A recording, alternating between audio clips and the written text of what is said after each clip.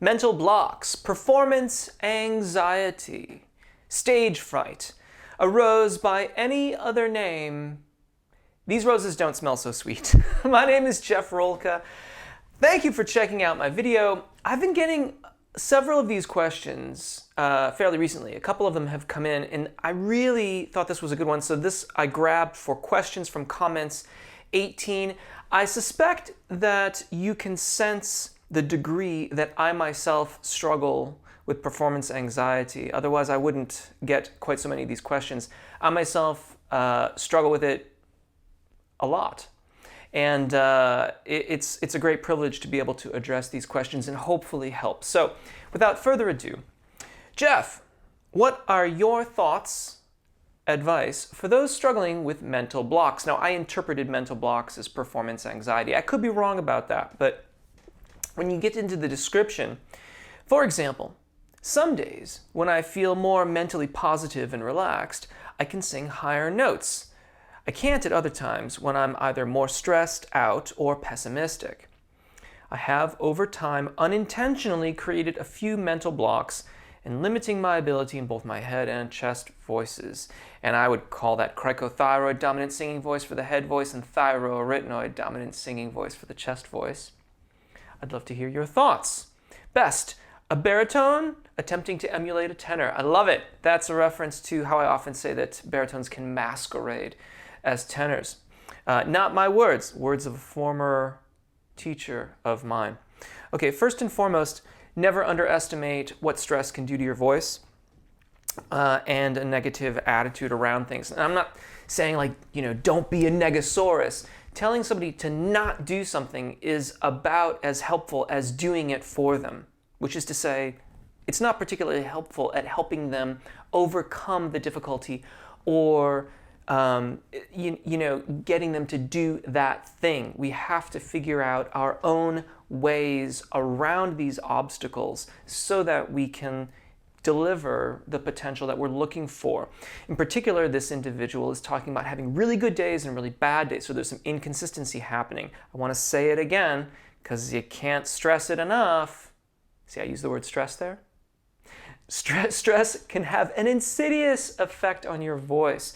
And in particular, even if you're not stressed out when you're singing, if you have a high anxiety kind of a day and it makes your sleep not as productive, like you're not as rested that night, that lack of sleep, that too can really impede your ability to do your best. So how do we find ways around this? I have some suggestions for you, and they should be taken as such. They are suggestions. These are the things that I have done to try to battle performance anxiety. And I would suggest to you that I have been largely successful, but that does not mean that this will be successful for you. In big block letters here in the middle of my page, it says, be specific. These ideas will hopefully serve as a conduit for you to be more specific about the roots of your mental blocks and your performance anxieties, such that you can work your way around them and supplant them with better habits that will enable you to do your best. First on the list here is fundamentals. Fundamentals. Get into your fundamentals.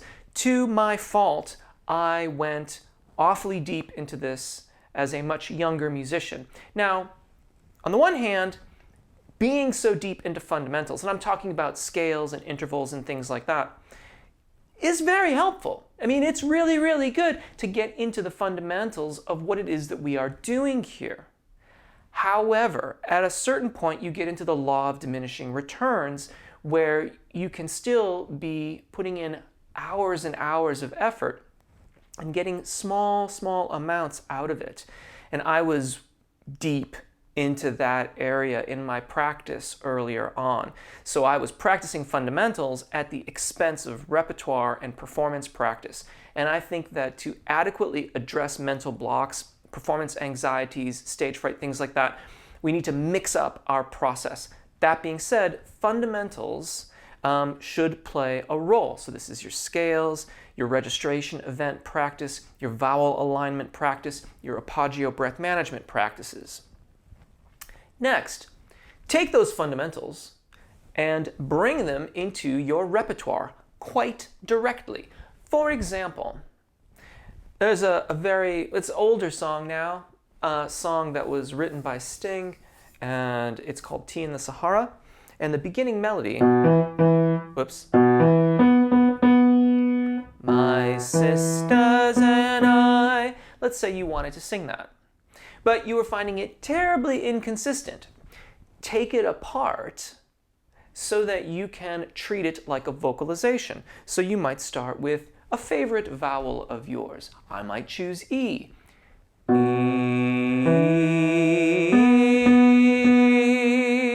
And we're going to sing that the way that our voices will most easily produce the desired, consistent, well-in-tune pitches.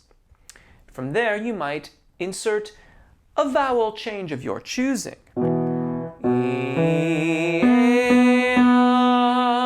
Or in that case, I did too. Next up, take the vowels only from the melody.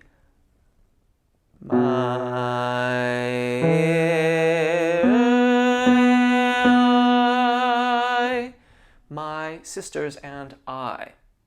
Just the vowels. Check the alignment. Here we are taking the fundamentals that we have worked so hard to earn from our scales and all those other exercises and all those videos that I've done here. And we are taking that knowledge and we are putting it to work in our repertoire.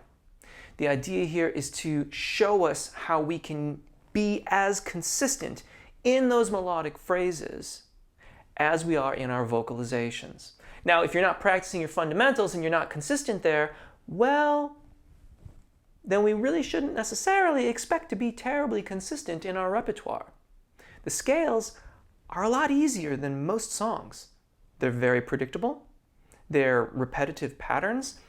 They are known vowel changes that are largely done to get the most consistent, sustainable sounds from our voices. They are easy compared to songs and different rhythms and melodies and intervals that we may be unfamiliar with, and vowel combinations that are unusual or are more challenging than what we might do in a vocalization. So bring all of that to the songs and be specific. If you are listening carefully, if you maybe record yourself doing a bit of these exercises and listen back to it with an objective but kind ear and see what you hear. If there is a vowel that doesn't match up,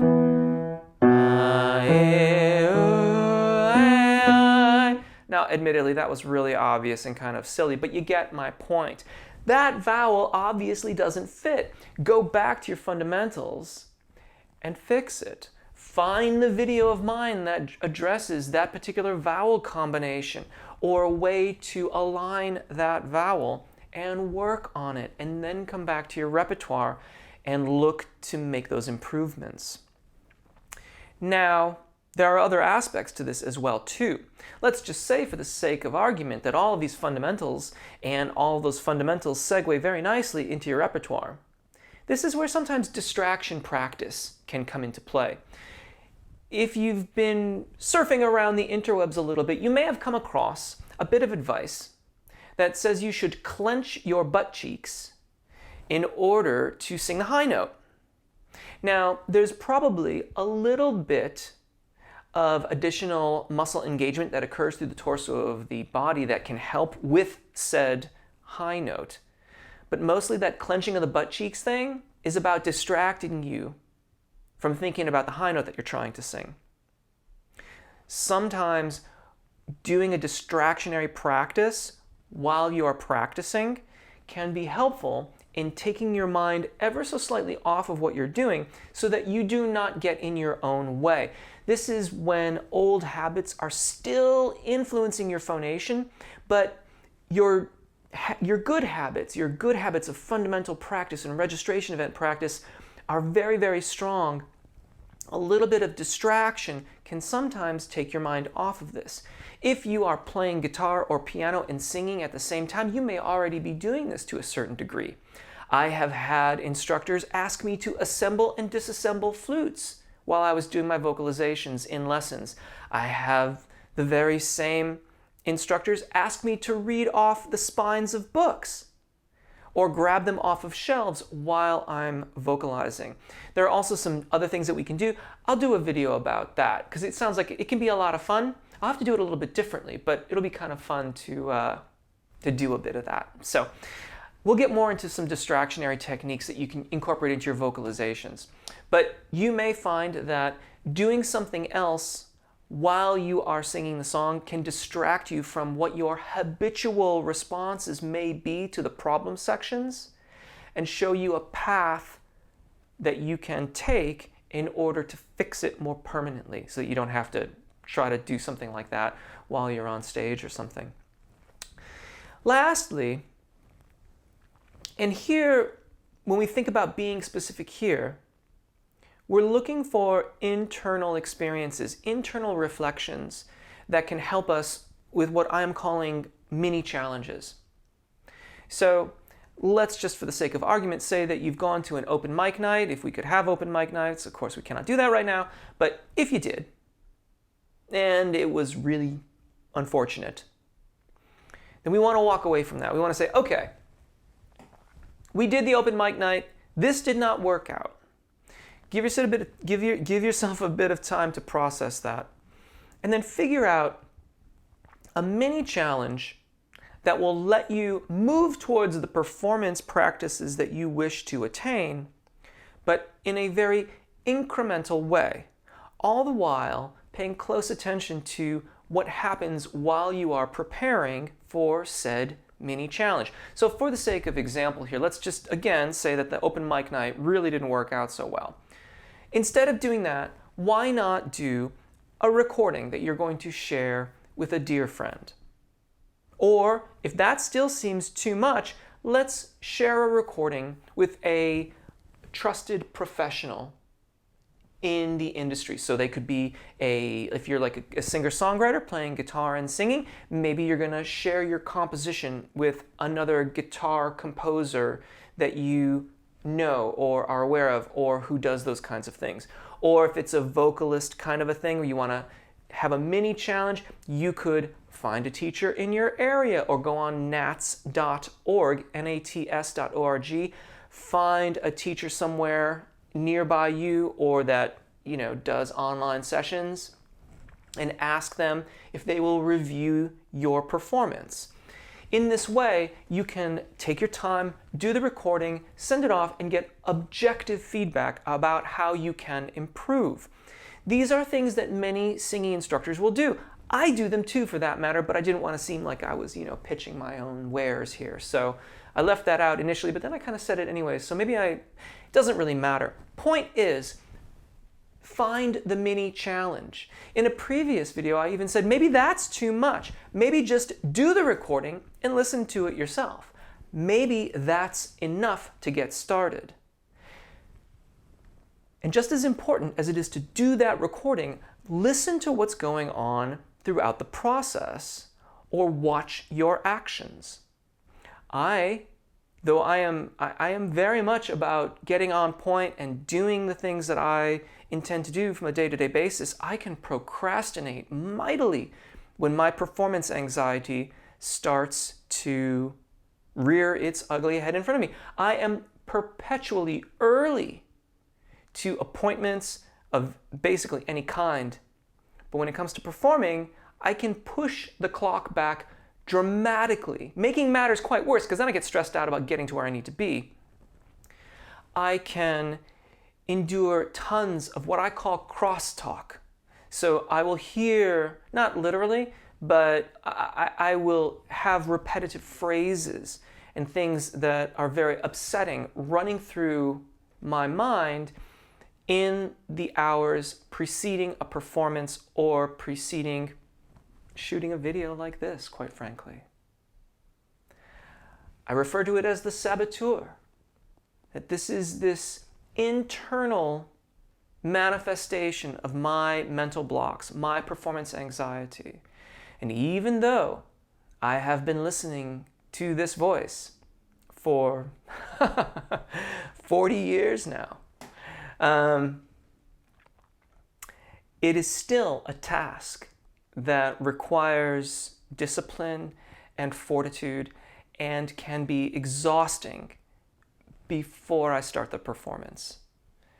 But shortly thereafter, and again, I've practiced a lot at this, it gets much, much better. And a lot of those mental blocks and things like that just go away. They don't just go away because of the performance, but because of the practice, because of the work that goes into getting to the performance, seeing it for what it is, which is a venue to do well. The people that are listening to you, I'm pretty sure, want you to do well. They want you to succeed. That was the key change in thought that really helped me get to a point where I would never say I've conquered my performance anxiety or mental blocks, but I would say I manage it particularly well. So those are some practices, those are some ideas. Be specific. Identify the problems, whether they are in your fundamentals or in your practices or how you practice the repertoire that you're singing, or in how you are approaching performance or recording or whatever your performance venue may be at this particular juncture. Be specific about what the challenges are. Find paths around them. Wash, rinse, repeat. I hope this helps. I really, really do, because performance anxiety robs everyone. It robs us of what you're trying to share in the best way that you possibly can, and it robs you from having the kind of experience on stage, the transformative experience in performance that I think we can experience when we wrestle with these items and come out ahead. So I do hope this helps. If you're still here, I hope you'll choose to subscribe. And if you like this kind of stuff and you'd like to have it to take home with you, or you'd like my notes on these things, Patreon is the place to find it all, because you can get all of this stuff in MP3 format or as a PDF. My name is Jeff. Take really good care of your voices, enjoy singing, and hopefully we'll see you again. Bye.